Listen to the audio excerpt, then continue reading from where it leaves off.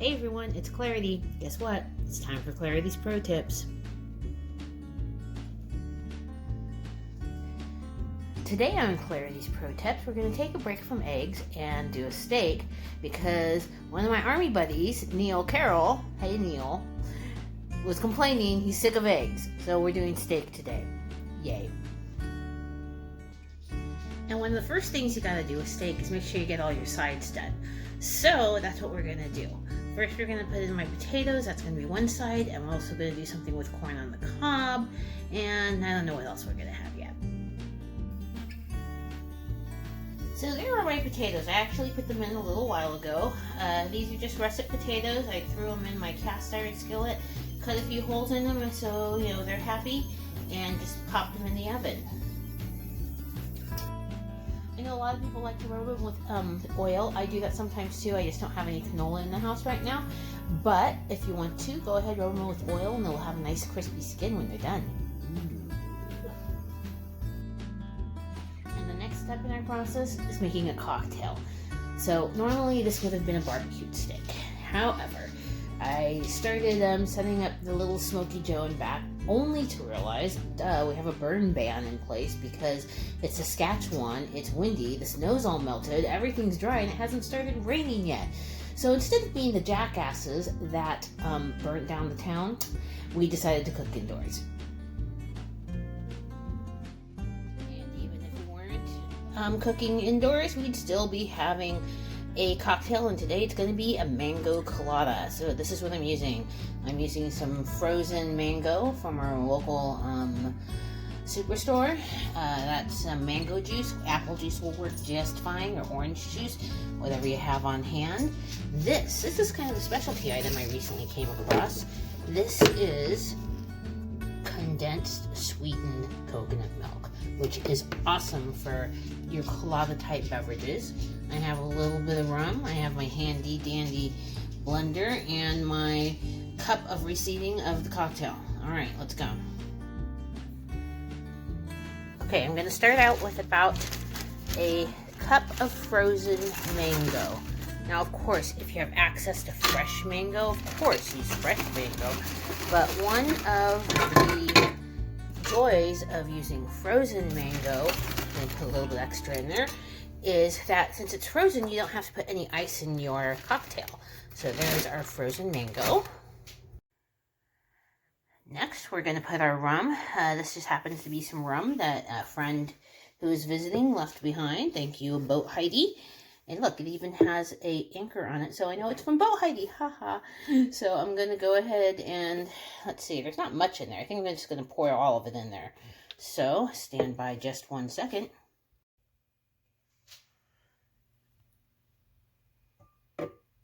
And there it goes.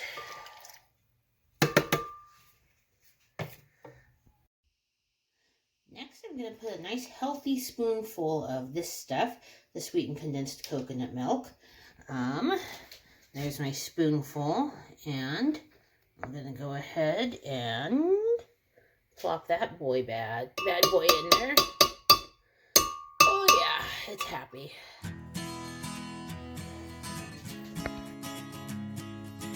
Don't mind the dripping, it comes out in the wash. This is mango juice I got at our superstore here.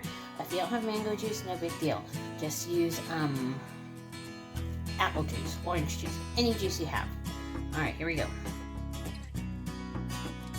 And in goes the juice. Alrighty. I think we have the makings of a very nice cocktail here. Put the lid on, put the little thingy in the lid. Alright, let's start this out on low.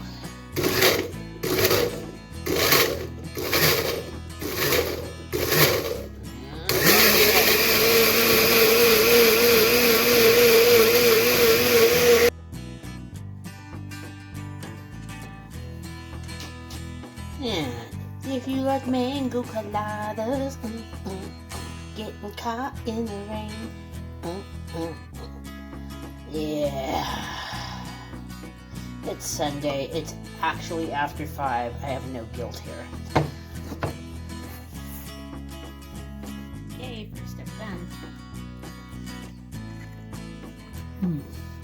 It's really good.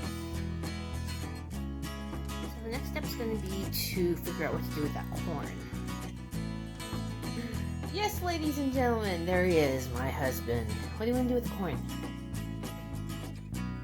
I can put it in the oven, maybe finish it on the grill, or put it in the oven, boil it, steam it. It's always good steamed. Steamed? Yeah. Okay, we'll steam it. What you doing? I'm trying to activate your new phone. Ooh, sexy. Thank you, babe.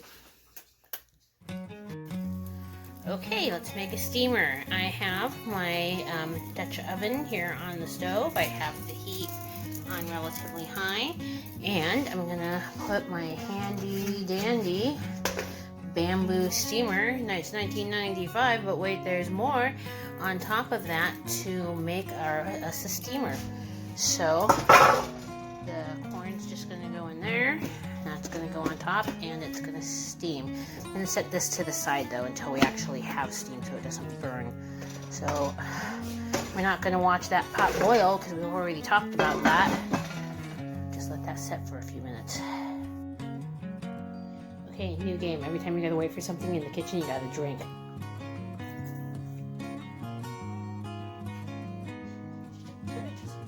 So since we're waiting and we're drinking, might as well prep the corn. So what I did today is I went to my knife bag and got out one of my real knives to do this corn. This isn't a good sharp one. I don't want to use a dull knife ever.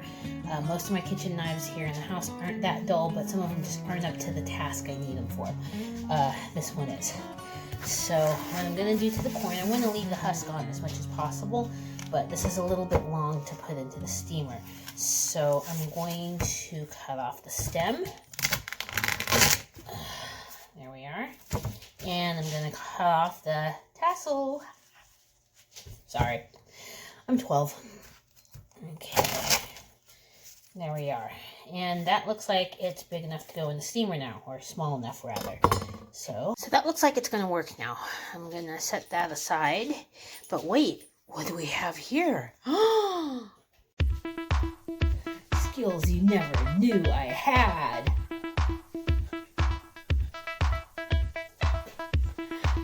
Okay, I'm done. Okay, no, I'm not. I'm done, I swear. I'm just gonna set this here. So now I'm at the point where I'm gonna check on my potatoes, because that's gonna tell me how much longer I have to cook. And if I'm not mistaken, yeah, these guys are getting close. They're not quite done in the middle yet, but they're a little bit closer. And I think I can start cooking meat now, or start prepping to cook meat. So the first thing I'm going to do is temper my meat. And what I mean by temper is I'm going to kind of get it closer to room temperature before I start cooking it. So what I'm going to do, I have my nice red board here, which is used for raw meat. I'm going to go ahead and take these out, probably put them on a plate, and just let them set out for a few minutes. Now, by a few minutes, I mean probably, I don't know, between 7 and 10 minutes. Also, while it's hanging out here tempering, I'm going to use some of my nice gray salt and season it, and just kind of let that start to do what it's supposed to do on the meat. So we're going to do that. And we like both sides seasoned, of course. I'm going to flip those. I'm going to rinse my hand really quick.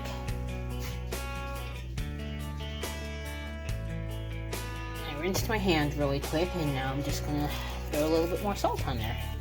Now, salt is actually antibacterial, which is why it hurts so much on a wound. And you don't have to worry necessarily about it so much if you like touch meat and then you touch your salt when you keep it like this. But because it's in a vessel and the vessel can hold things, I like to be a little extra safe there. And it looks like the water's boiling now because we didn't watch it. Hey, check that out. I'm going to turn this down a bit, just to kind of give it a little rolling action so it's not, you know, all hands to the pump there. And I'm going to go ahead and take my handy dandy corn, pop that right there. Get it so happy, put the lid on, and let that action happen. So today I'm using my cast iron grill. I'm gonna go ahead and turn both burners on to high just to get it heated up, and then I'm gonna turn it down as well. I recently washed this, and I don't think I oiled it when I put it in the oven to dry, so I'm probably just gonna give it a little bit of love before I put meat on there. I like using peanut oil on my cast iron. It's got a nice high smoking point and a good viscosity for this purpose, so that's why I use it. Give this a little bit of love. There it goes.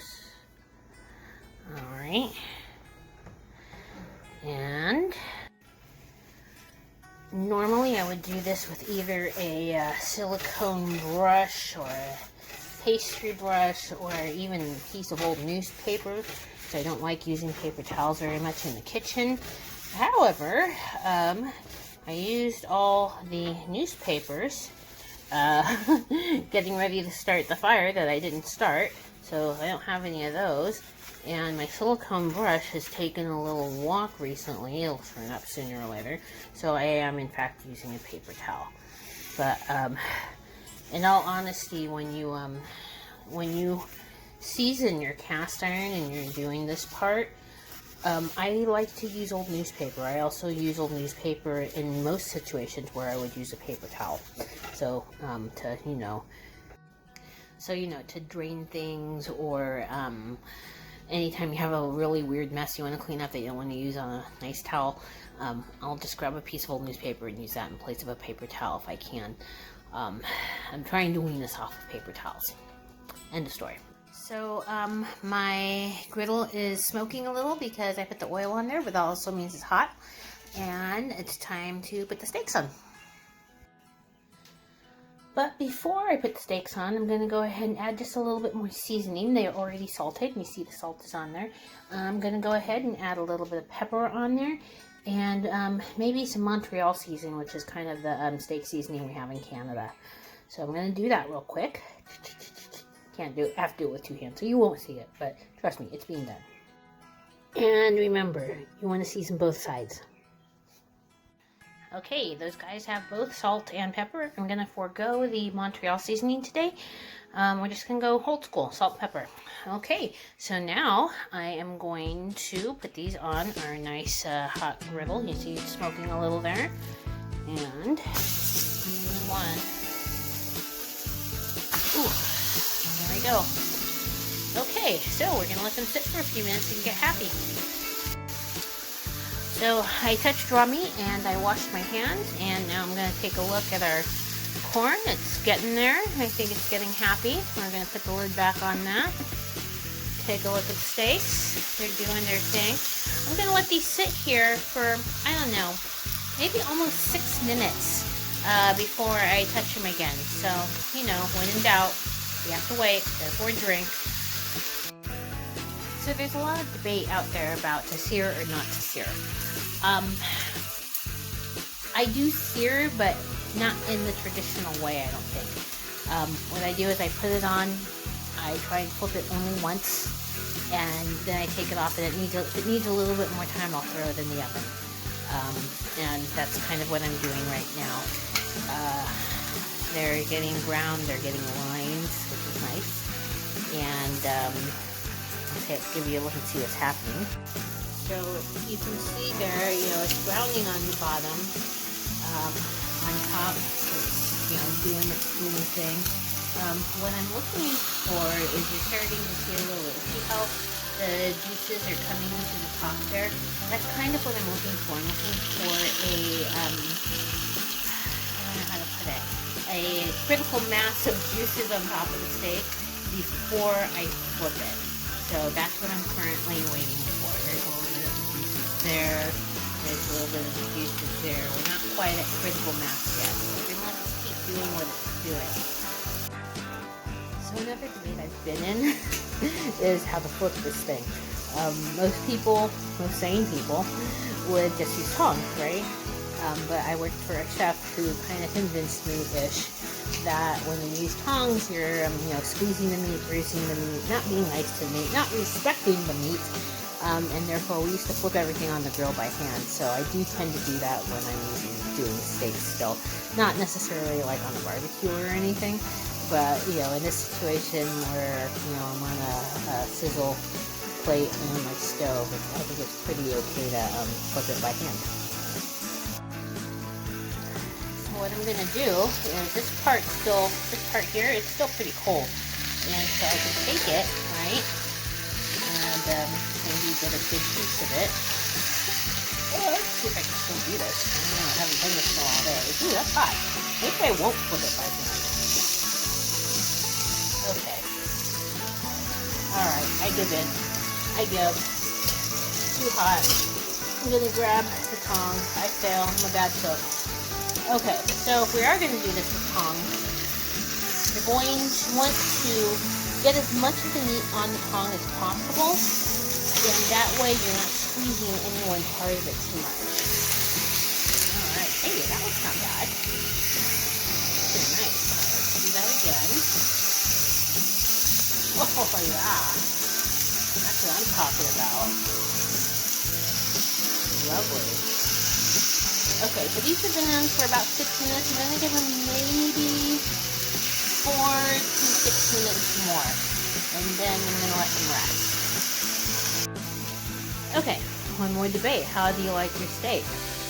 So, I of course like mine medium rare. Actually, I like it black and blue. I want it still kicking. But today I'm doing a medium rare. Some people like them medium, some people like them well done. Yes, I'm going to judge you harshly if you order a well-done steak at a nice steakhouse where you're paying top dollar for the meat, because that's kind of, I don't know, crazy. But, you like what you like, so I'm not going to, preach one way or the other. Yes, I am medium rare. Anyway, how do you tell if it's medium rare? Usually, I use my hands. So what I'm looking for is a certain amount of give. It's kind of, you want to poke down and have it bounce right back for medium rare. So, some people say this thing about your hand. If you poke your finger along the different parts of your hand, that'll tell you where it's supposed to be. It kind of works. Depends on the cut of meat, to be honest.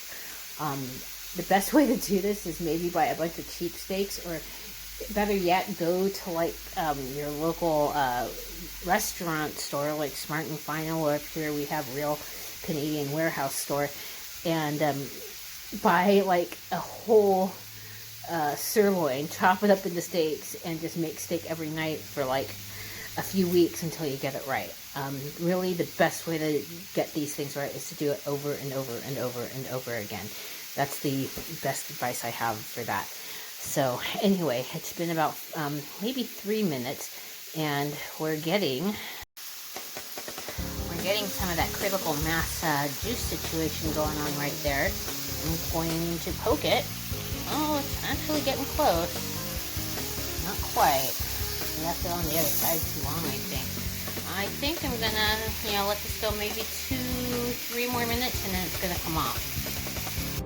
Okay, once again, landing pad situation. Get your plates out that you're gonna plate them on if you like, and that way you have someplace to put your steaks. So I'm putting 2 plates out here, and that's where these boys are going to go to rest.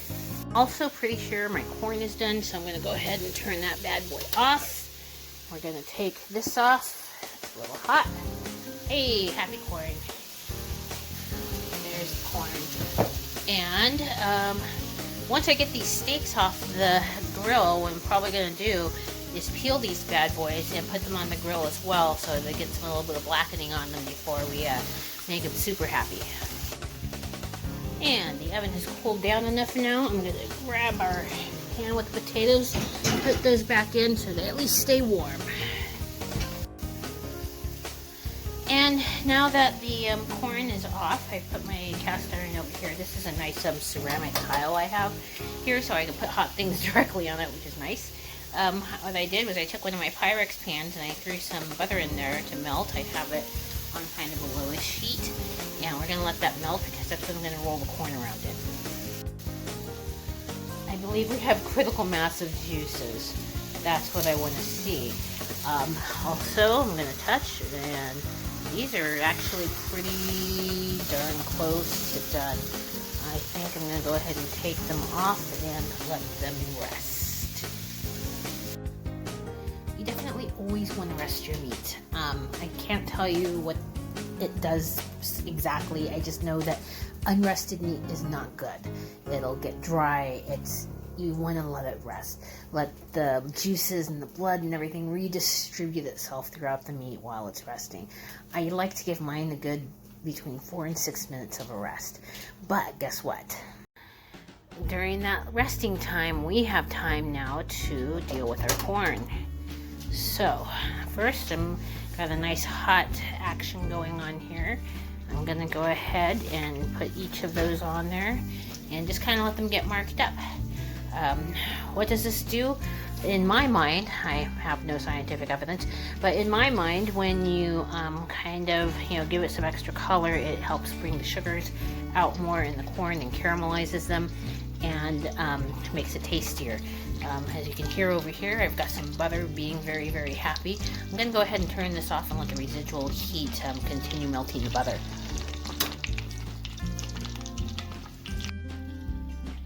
Okay, corn's still doing its thing. Butter is buttering. I'm going to make a nice mix to, cover this stuff. So what I'm doing here is, this is some nice Parmesan cheese. Actually, it's not the nice stuff. It's the stuff that comes in the can. Judge me harshly. It's what I can get. So I'm going to put some of that onto the plate.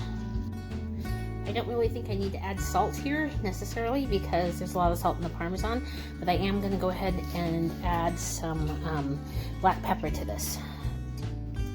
Black pepper. It's going on. It's going to make everything happy. And then the last thing I'm going to add here is going to be a paprika and chili blend. This is something I made by accident when I was refilling one of my jars. I realized halfway through that it wasn't chili I was filling, it was paprika, or the other way around, I don't know. But anyway, it ended up being a combination of paprika and chili, but actually it works out pretty well for me. So I might end up doing this again sometime. Alright, put a little bit of that on there. I'm going to mix that around with a spoon or a fork, and then I'm going to get this corn going on. Okay, that's what my corn dip looks like now. That's the Parmesan cheese, the chili paprika blend, and some pepper. I did not add salt because I'm pretty sure there's enough salt in the parm to get us by. Our corn over here is looking very happy, very sexy. Oops, a couple sides still a little naked. I'm gonna let them sit. Our steaks are resting. They've done a lot of hard work today, so we're gonna let those continue to rest. We're almost ready to eat, believe it or not. So now that means I'm gonna take the potatoes out. Those are very ready. Ugh. And put those there. And I think it's time to deal with corn. Yeah, this is going to be a tongs situation, I think. So I'm going to take this, roll it around here for a couple of seconds in the lovely butter. Put it here. Roll it around there in our mix. Oops. There we are. Sorry. Bad camera work. Okay. I think we're happy there. Set that guy there. I'm going to do it again. Roll it around in the butter. Happy, happy, happy. Roll it around in the mix. Equally happy. Okay. And I think the corn's ready to go. So the last thing to do is check the steaks and see how they're doing. They've been resting long enough now. I'm hoping they're medium rare. They might be a little closer to medium, but we'll find out. Alright, here we are, a moment of truth. Grab a fork. We're gonna go ahead and do this guy here. Here he is. And let's see how he did. Oh, not too bad. Okay, campers, there it is. Through the magic of multiple cell phones, the other one crapped out. We did, in fact, make a good plate. This is the steak. It's maybe a little closer to medium than it is medium rare, but we do have a nice line of pink in there. Everything is looking good, and that's all there is to this. So we're gonna go eat. Thanks for watching.